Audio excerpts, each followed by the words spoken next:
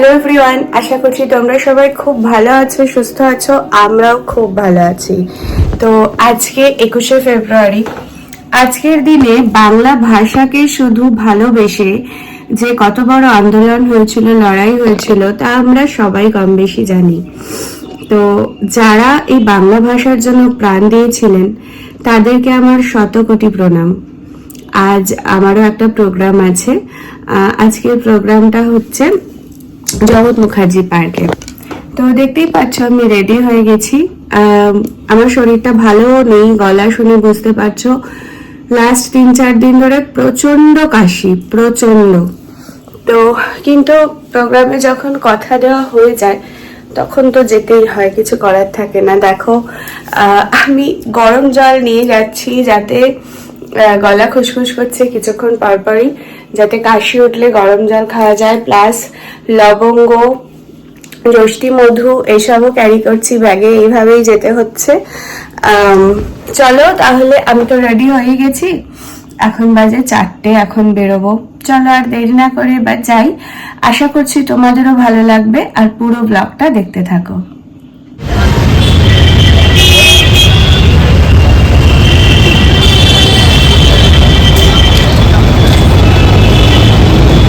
দেখতে দেখতে এবার জগৎ মুখার্জি পার্কের একদম কাছাকাছি চলে এসেছি, আর এবার আমার প্রোগ্রামে ঢুকেও গেলাম।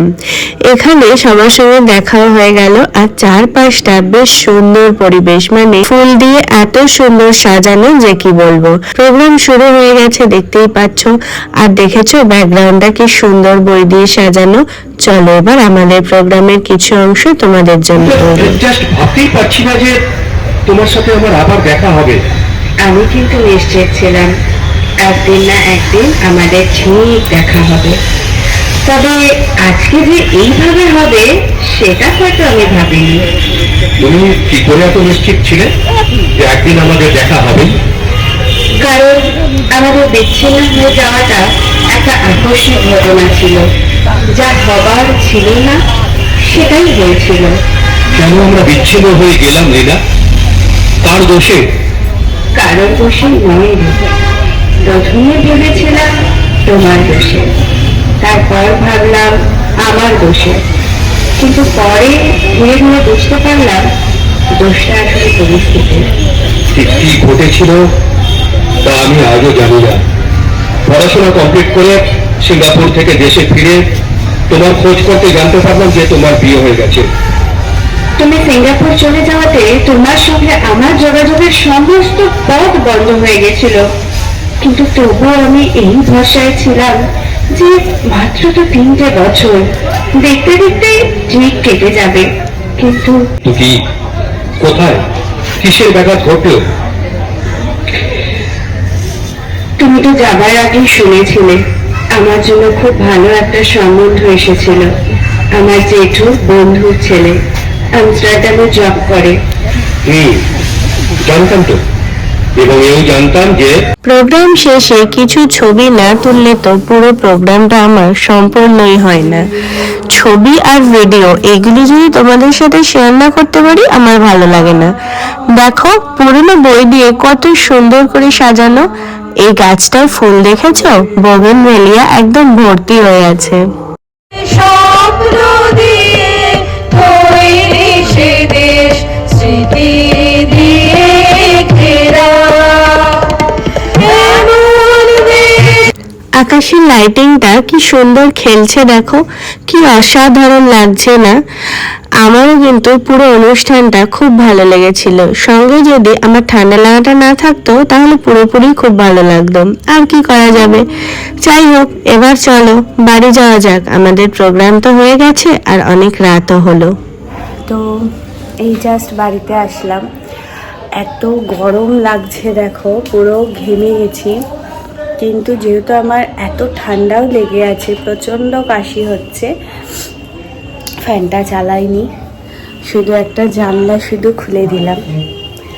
আর কালকেও আমার একটা প্রোগ্রাম আছে। আজকে তো প্রোগ্রামটা তোমাদের সাথে যতটা পারলাম শেয়ার করলাম।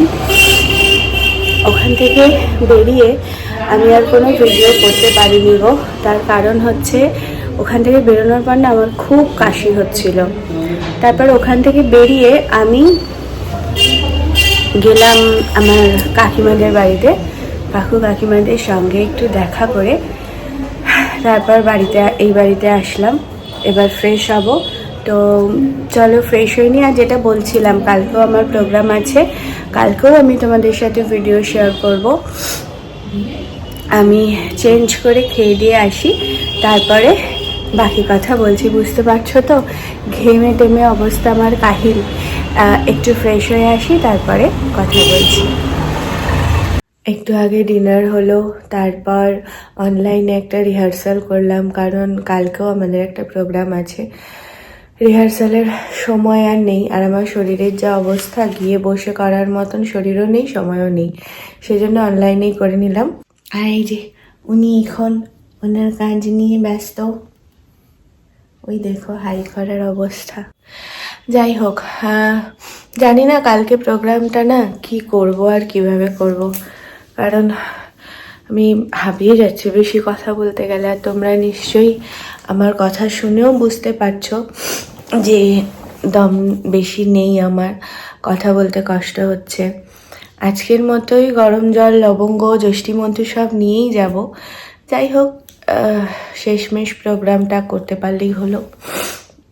তো চলো, আজ আর দেরি করছি না, প্রচণ্ড ঘুমও পেয়েছে আর টায়ার্ডও লাগছে, এবার শুয়ে পড়বো। আজকের মতো ভিডিওটা এখানেই শেষ করছি। যদি তোমাদের ভিডিওটা এতটুকু ভালো লাগে তাহলে প্লিজ লাইক করো, শেয়ার করো, কমেন্টস করো এবং সাবস্ক্রাইব করতে ভুলো না। দেখা হচ্ছে পরের ভিডিওতে খুব তাড়াতাড়ি। ততক্ষণ খুব ভালো থেকো, সুস্থ থেকো। তাহলে চলো, টাটা।